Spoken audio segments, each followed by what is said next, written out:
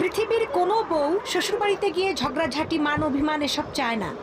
বিশ্বাস করেন কোনো মেয়ে চায় না। যদি কখন দেখেন কোনো বউ ভীষণ ত্যক্ত বিরক্ত হয়ে গেছে, ছিটমিট করে সবসময় সারাক্ষণ শ্বশুরবাড়ির মানুষদের উপরে ঝগড়াঝাটি এবং মেজাজ খারাপ করে, তাহলে ধরে নেবেন বিসমিল্লাহটা খারাপ ছিল। বিসমিল্লাহ মানে বিয়ের পর পর একটা মেয়ে যখন আরেকটা ঘর থেকে আপনার ঘরে আসছে, তখন তার খুব যত্ন দরকার ছিল কিংবা সহযোগিতার দরকার ছিল, একটু সময় দেওয়ার দরকার ছিল। শুরুর দিনটা একটা বড় একটা রুই মাছ এনে দিয়ে আপনি বললেন কাটো, শুরুর দিনটায় 20 জন মানুষের জন্য বলেন চা করতে দাও। আরে ভাই সময় দিন না, একটা মানুষের কোনো একটা নতুন জায়গায় ভালোভাবে সেট হতে তো সময় লাগে। নতুন বউদের মেজাজ শুরুতেই খারাপ করে দেয়, শুরুতেই বুঝিয়ে দেয় এই বাড়িতে তুমি কাজের মেয়ের সমান, এই বাড়িতে তোমার বাপের বাড়ির মতো আদর পাবা না, এই বাড়িতে তুমি পরের বাড়ির মেয়ে হিসেবে ট্রিট হবা। যদি তাকে বোঝানো হয় যে এটা তোমার সংসার, তোমার বাড়ি, সবকিছুতে তোমার অধিকার আছে, এমনকি আনন্দ বা বিশ্রামেও তোমার অধিকার আছে, তাহলে দুনিয়ার কোনো মেয়ে ঝগড়াঝাটি করতো না। কিন্তু আমরা শুরুতেই মানে